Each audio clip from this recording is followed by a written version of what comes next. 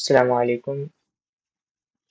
हम आज lab assignment 3 करेंगे जिसमें हमने वी लुकअप के बारे में पढ़ा था। सो बेसिकली वी लुकअप एक फंक्शन है that searches for a specific value in the first column of a table। जो हमारा ये वाला टेबल है, इसके फर्स्ट कॉलम जो प्रोडक्ट आईडी है उस वैल्यू को रिलेट करते हुए वो उसी टेबल के किसी और कॉलम के, फॉर एग्जांपल जो नेम कॉलम है हमारे पास अभी, इससे ना इसकी आउटपुट हमें देगा। फॉर एग्जाम्पल अगर हम लोग 3 इनपुट देंगे उसे तो हमें आउटपुट टॉय कार देगा, यानी 3 देगा, नेम में से टॉय कार देगा। तो हमने पहले उस पूरे टेबल को सिलेक्ट करना है, इंसर्ट पे जाके इसको टेबल फॉर्म में लेके आना है और माई टेबल एज हेडर्स इसको टिक करके रखना है। और फिर एक और चीज़ हमें इंश्योर करनी है, वो ये है कि जो हमारा की या प्राइमरी फील्ड है, जो इस केस में प्रोडक्ट आईडी है, जो हम लोग मतलब यहाँ पे इनपुट करेंगे, तो ये बेसिकली लेफ्ट मोस्ट कॉलम में होनी चाहिए और ये हमेशा लाइक असेंडिंग ऑर्डर में सॉर्ट हुई होनी चाहिए।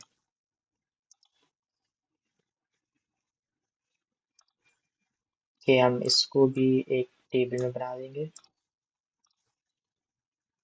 माई टेबल एज हेडर्स। और फिर हमने यहाँ पे वी लुकअप का फंक्शन इनपुट करना है, तो इसके लिए हमने इस सेल को सिलेक्ट किया, फिर यहाँ पे एफ ये फंक्शन वाले बटन को दबाएंगे, फिर यहाँ पे वी लुकअप पे डबल क्लिक करेंगे और फिर जो लुकअप वैल्यू है वो बेसिकली हमारी प्रोडक्ट आईडी होगी। हम्म,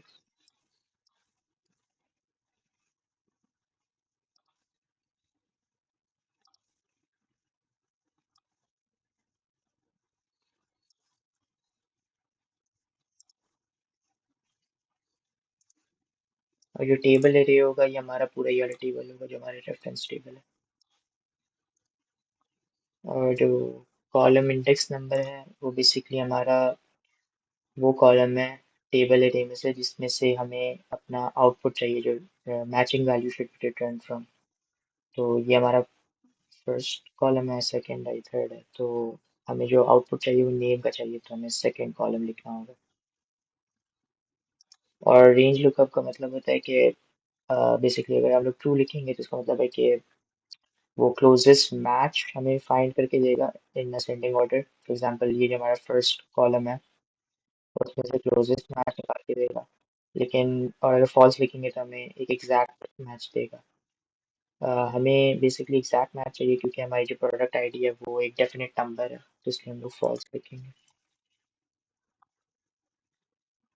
और उसको ओके कर देंगे। अगर हम यहाँ पे अगर हम 1 डालते हैं तो हमें ये पेंट ब्रश जो कि सही कॉरिस्पॉन्ड कर रहा है उस प्रोडक्ट आईडी के हिसाब से। अगर मैं यहाँ पे फॉर एग्जाम्पल 3 डालता हूँ तो टॉय कार, तो ये बेसिकली हमारा सही चल रहा है। अगर हम इसमें कोई बड़ा नंबर डालते हैं, फॉर एग्जाम्पल जो प्रोडक्ट आईडी हमारे पास नहीं है, तो हमें ये नॉट अवेलेबल वाला एरर देगा। तो इसको अगर हमने ओवरकम करना है तो हम लोग इसमें यहाँ पर ये इफ एरर का फंक्शन इनपुट कर देंगे, ये वाला। तो बेसिकली हमारी जो ये फर्स्ट वैल्यू है ये वी लुकअप वाली, इसके बाद हमने अगर ये सही ना हो तो फिर हम लोग इसको एक अदर ऑप्शन दे सकते हैं जिसमें हम इसको कहेंगे कि ये इनवैलिड प्रोडक्ट है